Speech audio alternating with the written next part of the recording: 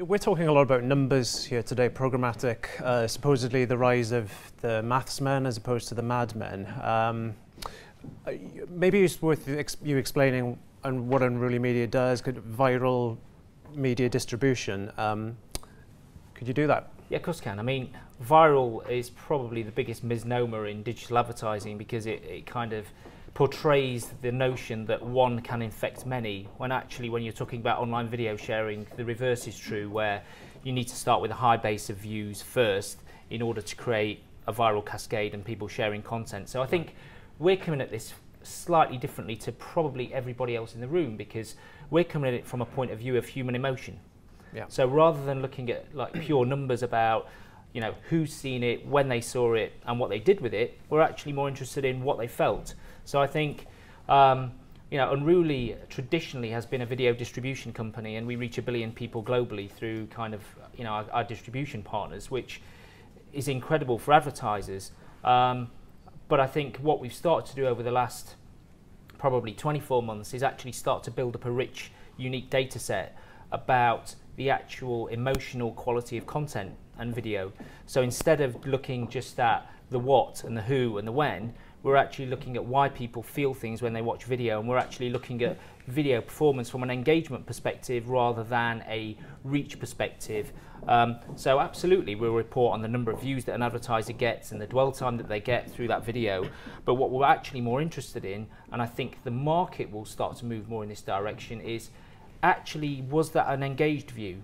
Because as we talk about efficiency, in the room, the efficiency that everybody is talking about here is wastage, making sure that you're hitting the right audience with the right message, kind of at the right time. But actually, if you're also playing that video, or that video is just kind of spitting out there, what you're not looking at is actually what was the in-viewability of that particular asset. And as the auditors, which is probably a dirty word to most people in this room, but I hope there are no auditors here, as the auditors start to look more at ad viewability, what's going to be interesting is, okay, we distributed or pushed this 30-second ad out there, how much of that ad was actually seen? And so for us, I think we're kind of bringing a different angle to this whole party, if you like, in that we've got a massive rich data set around emotions and the kinds of emotions that different advertisers are using in categories across their TV ads and across their digital ads, and then we're starting to segment audiences by the kinds of emotions they respond to. I mean, the way you say it, you speak quite passionately about the emotion of video, and yet quantifying, you know, the science of emotion. So it's kind of counterintuitive.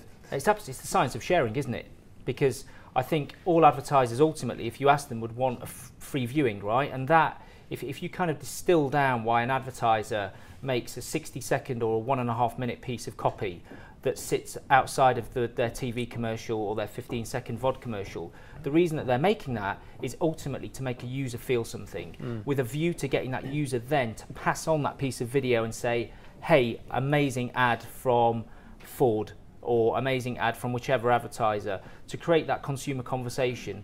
And so if that's the case, then absolutely we think emotion is really, really critical in making people share that. And we're seeing more and more advertisers create content that does sit outside of their 30-second TV spot and want to push out longer forms. It may be a 90-second version of the 30-second, but I think what needs to come together ultimately is the idea of the programmatic landscape pushing out these shorter form kind of salesy videos that are quite upper funnel, and the stuff as well that the likes of Unruly and the advertisers that are making longer forms do, which is creating storytelling that engages consumers and gets them to talk about brands, because that becomes electronic word of mouth. The art of passing on, I mean, it's whether you look at views or whether you look at shares as the metric, or whether you look at reach. So views can be bought. So the most viewed online video ad of all time is Dove Real Beauty Sketches, the Unilever brand. You may have seen it. People sat quite like we are now, but someone's sketching somebody else's face. And that's got 150 million views, I think, globally. And it won a Cannes Platinum Award. But actually, we don't know how many of those views Unilever bought. So if you're an advertiser and you're kind of gauging your performance by the amount of views that you have, Some of them may be organic, some of them may be viewed. For us, the actual signifier of whether a piece of content or an advertising campaign is successful is the art of sharing. Because if you cannot pay me to pass a piece of content to you. So if you're looking at consumer engagement, the art of sharing is probably a much better number to look at than how many views a piece of content has got. Okay, so you've got a lot of numbers and you're quantifying emotional response, but you know, the suggestion from that then is there is an ideal template for the perfect viral video, if you like. What is the secret recipe? I gather it's babies and kittens. Yeah, it's cats, dogs, skateboards, women. There is no kind of formula. Is it client specific? Well, different kinds of audiences tend to cluster around different types of emotions, and different types of advertisers tend to cluster around different emotions. So if you analyse all automotive content, whether it's TVCs or online video, they tend to cluster around sexy, cool and exhilarating as content triggers, right? It's always a guy in a car driving along a mountain road, house soundtrack in the background, hot girl gets in, go from there. Very, very similar formula. And if you can start to be able to understand the formula and the emotions that different sectors tend to gravitate around, you can really help advertisers cut through that whole kind, you know, if all automotive advertising clusters around those emotions and you can make something that's humorous, then you might be able to get cut through.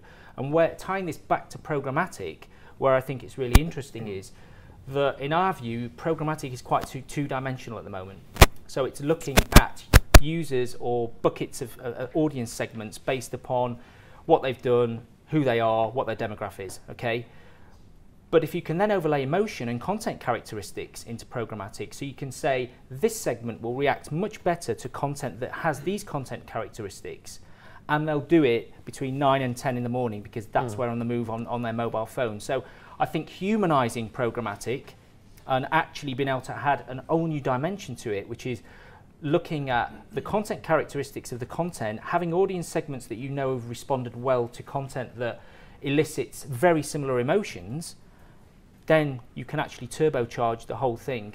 And it may be that you have slightly tweaked creatives and you start to make content that maybe pushes up the happiness versus pushes up another emotion, and you start to be able to segment and create bespoke assets that target different individual sets of groups that respond well to different messages. So what are the mechanisms around how you package up emotional response for advertisers to buy against? I mean, are they literally buying against aspiration or happiness or sexy or? Well, they're not buying against it at the moment. So we're actually grading their content and then allowing them to, we're assisting them with content strategy at the moment rather than allowing them to buy. Yeah. But the conversations we're having with people like Xaxis and other video vendors is we've got this massive data set of kinds of emotional emotions and content, and at the same time we've got a database of 360 billion video streams of sharing data, so who's been sharing content about different sectors and different brands and user-generated content globally since 2006. If you know where all the super sharers sit and you know the kinds of emotions that all those super sharers respond to, then if you want to propagate content and get people to talk about it and share it, then actually that becomes really, really powerful, because then you have your TV doing a specific job, you'll have your online VOD doing a specific job, you'll have your kind of short form mobile content doing a specific job, and then you'll have this storytelling stuff augmenting all of that. And if you can plot that user journey and pathway, you can make sure that you're manipulating each of those pieces in line with where it fits in the purchase funnel and path to purchase. Okay. Thanks, Val. I just want to close out by asking you quickly, but what has been the most effective viral video ad against, you know, the metric that you would pick as preferred for that? The most emotional, effective ad. Effective in terms of dwell time and cost per kind of minute viewed and emotion that it elicited.